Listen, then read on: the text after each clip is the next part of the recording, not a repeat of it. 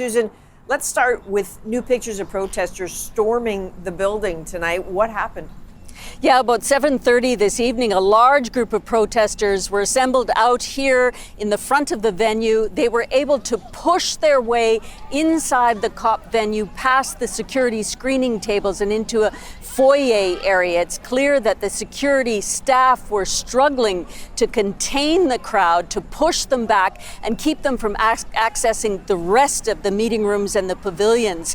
One report locally said it was a group of Indigenous people and another group politically linked, and one of their demands is a wealth tax to pay for climate action.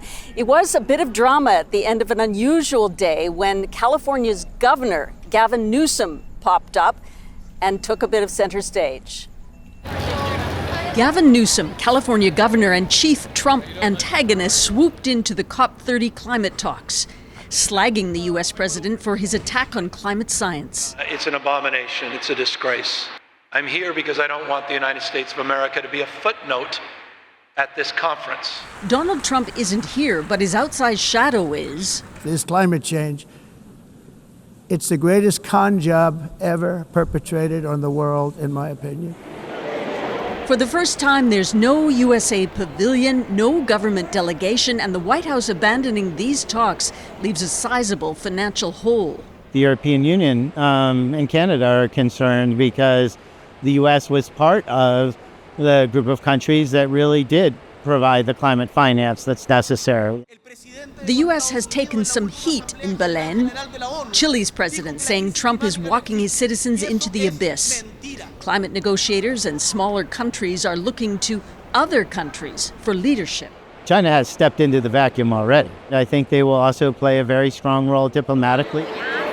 China is leading by a wide margin on renewable energy growth, last year installing more solar than all the world combined. As an American, I respect and admire what China is doing at scale as it relates to supply chains and manufacturing.